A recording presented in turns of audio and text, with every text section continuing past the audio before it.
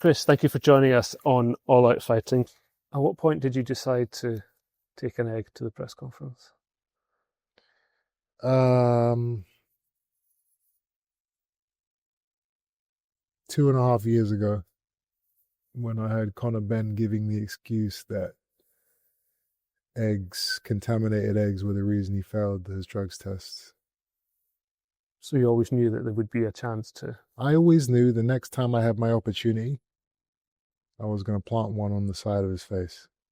Was it simply because of that reason, excuse, or was there some sort of... Of course, why else would I hit him with an egg? And that egg was a symbol. It was an egg of justice to let everybody know if you cheat, you're going to get embarrassed, you're going to get made an example of. And I assume it all went to plan. We saw the final result, but there was no hiccups along the way with broken eggs or anything like that. One of the eggs in my back pocket cracked, unfortunately, but everything else was concealed beautifully by the high quality leather of my Louis Vuitton jacket. I think the next day you were due to have a face-off, which I believe you didn't go to. Why was that? No, I don't think that's correct. There was no face-off the next day. I thought it was for DAZN. There was a picture of Conor sitting on his own in the way. There was supposed to be a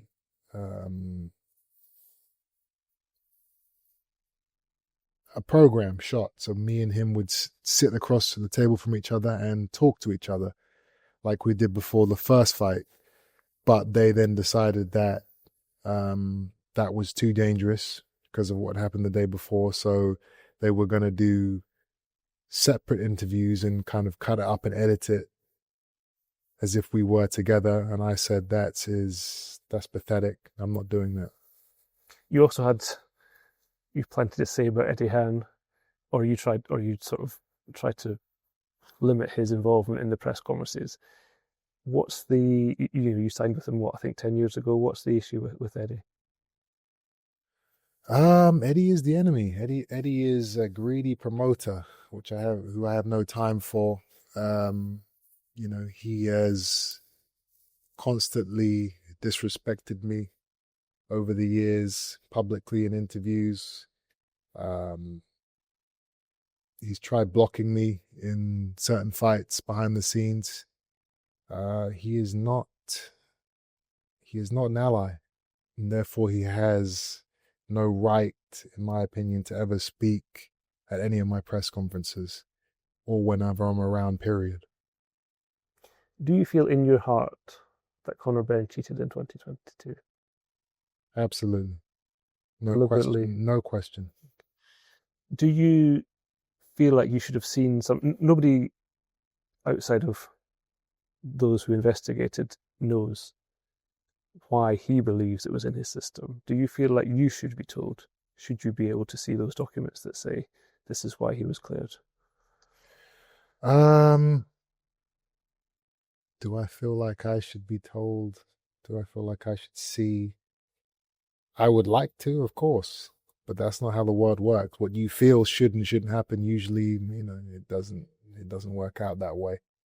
All I know is, regardless of how those illegal drugs were in his system, they were in there, which means that he is a cheat. He will forever be a cheat. There will be people, including myself, that will never forgive him, especially when he is doing everything in his power to try and deny the fact that he cheated. Us as athletes, it's our responsibility. It's our only job to make sure we monitor everything that's going into our bodies, into our systems, into our food and drink. If you are irresponsible enough to let something slip through the cracks, then you're a cheat. Simple as that. I'm interested, you've mentioned Nick Blackwell the other day. You've been in a situation where you know better than anyone what can happen in a ring. And yet you were, I believe, and are willing to fight Conor Benn given what's happened, is there any way that you are sort of, you're giving him a chance, if you like, to earn millions and millions of pounds from this fight, despite what happened 2 years ago, despite how you feel about him and you feel about what you believe he did? At the end of the day, if he's not going to fight me, he's going to fight somebody else. He will, fighters get popped and all the time. They serve their ban, they serve their fine, and then they get back in the ring. That's the disgusting and unfortunate landscape of boxing. You can cheat, and eventually you can get back into the ring. So knowing that, I'm not going to deny the fans the fight that they've all been asking to see. I'm not going to deny myself the opportunity to make history financially and, in the sense of this is a fight that has never happened in the history of boxing. Nothing's ever happened like this before, and it never will happen. It will never happen again. I want to be a part of something like that. Regardless of the fact that I think he's a cheat, I still want to be able to say that I was in a fight that can never ever be replicated in the history of boxing. That excites me. So that's why I'm taking the fight. I believe you spoke to your dad the other day. Was that the first time in a while? Yes, it was. Was it, I believe, was it Harlem's fight? Was it prearranged? Did you just bump into him? It wasn't prearranged, but, I decided to show up and just, say hello. How long had it been since you'd spoken to him? I mean, a real conversation in person, years. I think he said that you no longer look naive when he saw you the other day. Experience has changed you. Does that feel accurate? That's his,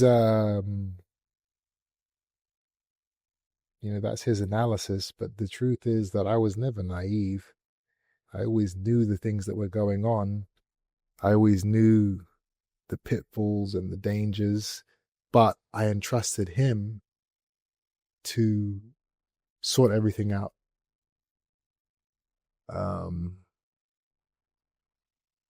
And it got to a stage where I decided that I can't trust anybody but myself with such important decisions in my life and in my career. Did that conversation feel like a stepping stone to better, bigger things? I think so. It definitely was, it definitely started off good. There were still some bumpy, rocky issues that came up.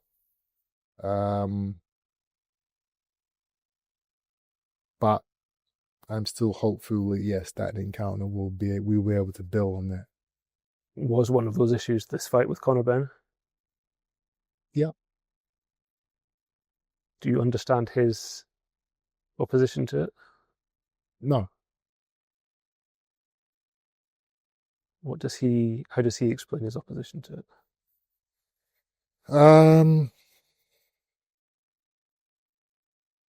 Again, it's hard to really explain because, he'll say things and then he'll say other things, and it's, it is confusing.